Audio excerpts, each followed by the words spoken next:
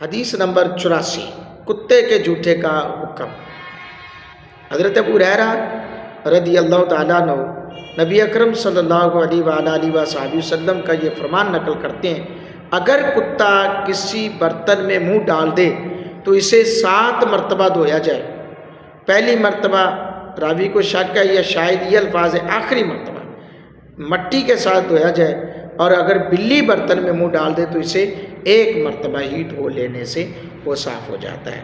اب یہ دیکھیں جو لوگ کتے گھروں میں رکھتے ہیں نا، ان کے لیے یہ ہے، جو کتوں کے ساتھ کھیل تماشے معاذ اللہ وہ پتہ نہیں کیا کچھ گود میں لے کے بیٹھنا، ان کے ساتھ سونا، یہ اسلام کا شعار نہیں ہے۔ ہمارے مسلمانوں نے بھی ان چیزوں کو اپنا شعار بنا لیا ہے، اور کتوں کو اتنی کیئر کرتے ہیں کہ اتنی اپنے بہن بھائیوں کی بچوں کی اتنی کیئر نہیں کرتے جتنی وہ کتوں کی کیئر کرتے ہیں۔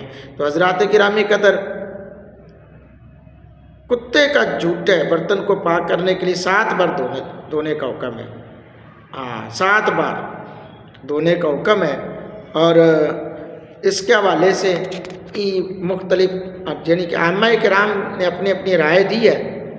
امام اعظم ابو حنیفہ، امام شافعی اور امام احمد بن حنبل رحمۃ اللہ تعالی علیہ مجمعین کے نزدیک کتے کا جوٹا نجس ہے۔ انہوں نے حضرت ابو ہریرہ رضی اللہ تعالیٰ عنہ کی روایت سے دلیل دی ہے، جو یہ ہے کہ نبی پاک صلی اللہ علیہ وسلم نے فرمایا کہ جب تم میں سے کسی کے برتن میں کتا منہ ڈال دے تو وہ اسے پاک کرنے کے لیے 7 بار دھوئے۔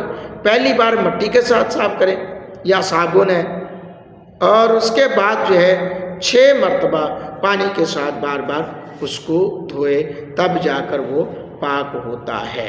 حضرات گرامی قدر، یہ بھی دیکھیں، یہ بہت بڑا روزمرہ میں پیش آنے والا مسئلہ ہے، اور بہت سارے لوگوں میں اس چیز کی شاید اویئرنیس نہیں ہے۔